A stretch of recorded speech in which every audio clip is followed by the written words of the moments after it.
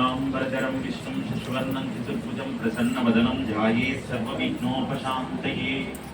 गुरुब्रह्मा गुरुर्विष्णुः गुरुर्देवो महेश्वरः गुरुसाक्षात् परब्रह्म तस्मै श्रीगुरवे नमः। परिपूर्णानन्दचरणौ मनसा स्मरामि श्री श्री परिपूर्णानन्दचरणौ शिरसा नमामि। ओम श्री त्रिनाथ गुरुभ्यो नमः। समस्त गुरुदेवुलकी अंदरि गुरुदेवुलकी श्री श्री व्यास भगवान की श्री कृष्ण परमात्म की श्री आदिशंकर भगवत्पादुलकी। నేను చాలా క్లుప్తంగా మాట్లాడతాను ఎందుకంటే చాలా కార్యక్రమం ఉంది, కొంచెం ఇరుగ్గా కూడా ఉంది కాబట్టి ఎక్కువసేపు కూర్చోలేరు, మీ ఇబ్బంది నాకు తెలుసు. కాబట్టి అసలు గురు పౌర్ణమి అన్న విషయంలో గురువు అన్న శబ్దానికి చాలా సార్లు వాంగ్మయంలో ఒక మాట చెప్తారు. రుకారస్య అంధకారస్య రుకారస్య నిరోధకృతు అంధకార వినాశత్వ గురురిష్య వినిశ్యతి అని సంస్కృతంలో అమరకోశం భాష్యంలో చెప్తారు. గురువు అన్న శబ్దానికి ఎక్కడ అజ్ఞానము వాక్కు ద్వారా, బాగా జ్ఞాపకం పెట్టుకోండి సుమా, గురువు ఎలాంటి గురువుని ఎన్నుకోవాలో తెలుసా? శాస్త్రము ఆయనకి కరతలామలకమై ఆయన ఒక ప్రార్థన చేసి అమ్మవారిని కలిసి ఆయన కూర్చుంటే ఆయన ఇష్టదైవాన్ని, ఆయనకి సర్వశాస్త్రాల్లో ఉన్న వాక్కు ఆయన నోటమ్మడ ధారగా రావాలి. గురువు అంటే అర్థం ఏంటో తెలుసా? గాల్లో విభూతి తీసేవాడును, లేకపోతే ఇంకోటి ఏదో చెప్పేవాడో ఇంకోటి ఏదో చేసేవాడు గురువు గాడు. జ్ఞానం చెప్పి భగవంతుడి గురించి చెప్పి కష్టం వచ్చినా సుఖం వచ్చినా అమ్మ భగవంతుడి పాదాలు పట్టుకోండి, గురువు పాదాలు మాత్రమే పట్టుకోవడం కాదు, భగవత్ పాదాలు పట్టుకుని గురువు పదాలని పట్టుకోండి అని చెప్పేవాడు ఉన్నాడే. గురువు పదాలు అంటే ఏంటి? గురువు నోటప్పుడు వచ్చే మాటలు. ఆ మాటల్ని మనం ముందు బాగా పట్టుకోవాలి. పాదాలు పట్టుకోవడము అవన్నీ తర్వాత విషయాలు. ముందు గురువు గారు ఏం చెప్తున్నారా అన్నది మన మనసులో పెట్టుకోవాలి.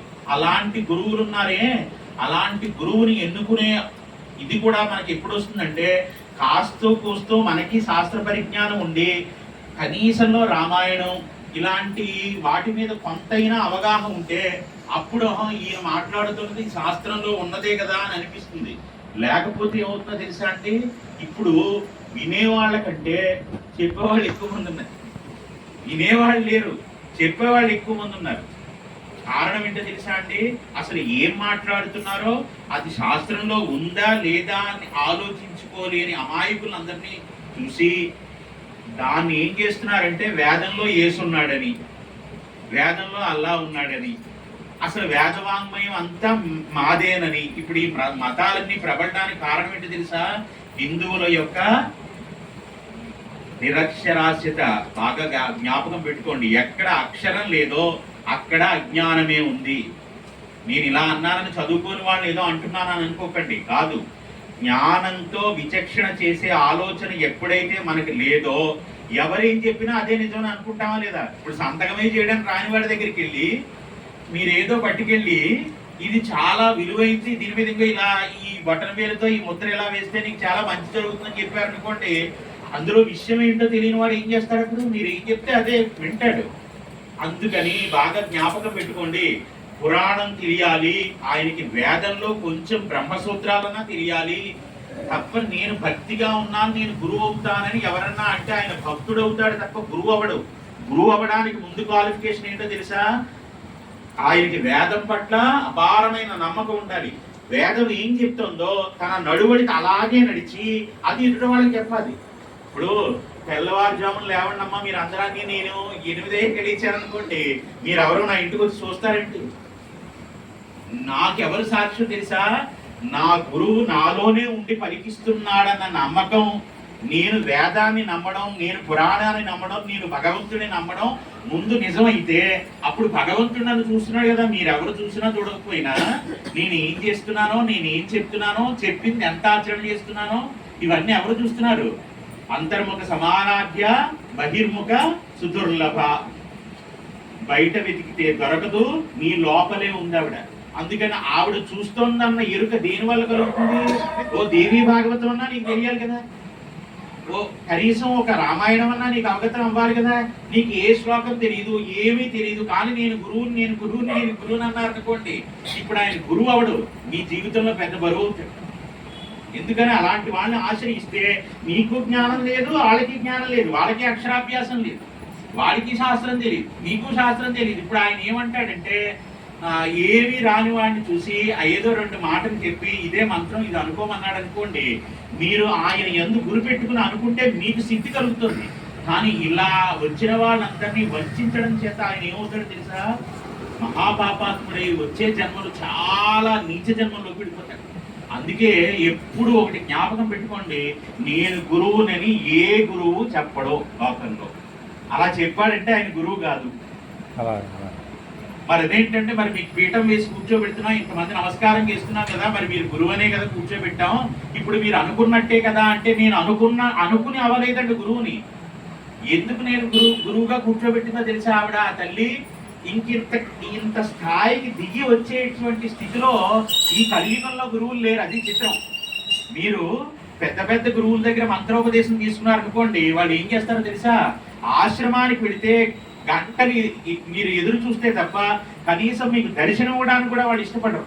ఆ స్థాయికి వెళ్ళిపోయిన గురువు దగ్గర మీరు మంత్రం తీసుకుంటే, మీరు ఎప్పుడు గురు పౌర్ణమి రోజున గురువు పాదం బట్టి నమస్కారం చేయాలంటే మీకు దొరుకుతాడా? ఇప్పుడు ఆయన ఎక్కడున్నాడు? ఎక్కడో హైదరాబాద్ లో ఉన్నాడు, పెద్ద ఆశ్రమం కట్టుకున్నాడు, ఆయన దగ్గర మంత్రం తీసుకున్నారు. ఇప్పుడు గురువు గారికి నమస్కారం చేయాలంటే మీకు దొరుకుతాడు ఆయన? మీరు తపస్సు చేసినా ఆయన మీకు ఎప్పటికీ కనపడదు. ఇప్పుడు ఆయన మంత్రం, ఆయన దర్శనం మీకు ఎప్పటికి లభ్యమవుతుంది? మీ జీవితాంతం ఎదురు చూసినా ఆయన మీకు పెద్ద పీఠాధిపతి ఎవరికి ఇస్తాడో తెలుసా? దర్శనానికి ప్రత్యేకంగా పెద్ద రుసుము ఉంటుంది. ఆ రుసుము కట్టాలంటే ఓ 1,50,000 ఓ 2 లక్షలు ఇలా ఉంటాయి పాద పూజకి వెళ్ళాలంటే.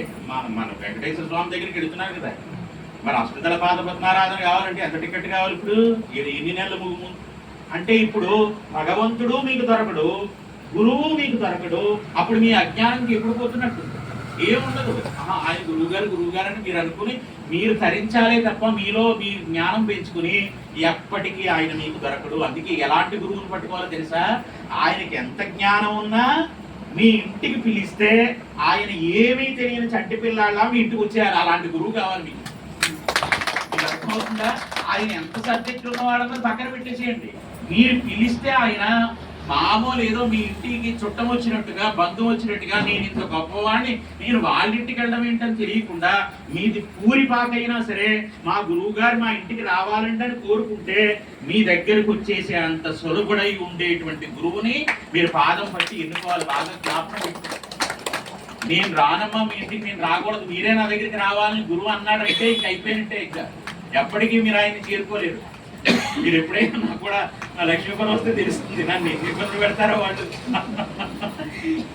అందుకని నేను ఎందుకు ఈ ఉపోద్ఘాతం అంతా చెప్తున్నానంటే, శాస్త్రమునందు వేదమునందు ఆయనకి మూలము తెలియాలి. ఆయన పట్టుకున్న భగవత్పాదాలు, ఆయన పొందుతున్న జ్ఞానాన్ని చాలా తేలిక మాటల్లో మీకు అర్థమయ్యేటట్టు చెప్పాలి. అలా చెప్పాలంటే ఇవాళ మీకు బాగా అర్థమయ్యేటట్టు ఒక చిన్న ఇతిహాసం చెప్పి, గురువు ఎంత సులభుడో, ఎంత గొప్పవాడై ఉన్నా ఎలా దిగి వస్తాడో, శంకరుడే సాక్షాత్తు గురువుగా వచ్చి మన ఇంట ఎలా ఆతిథ్యం స్వీకరిస్తాడో ఒక్క 10 నిమిషాల్లో మీరు చాలా శ్రద్ధగా వింటే, గురువు అంటే ఇంత గొప్ప అన్న విషయం మీకు అర్థమవుతుంది. గొప్ప అంటే నాకు అర్థం ఏంటంటే, గురు సాక్షాత్ పరబ్రహ్మ తస్మై శ్రీ గురవే నమః.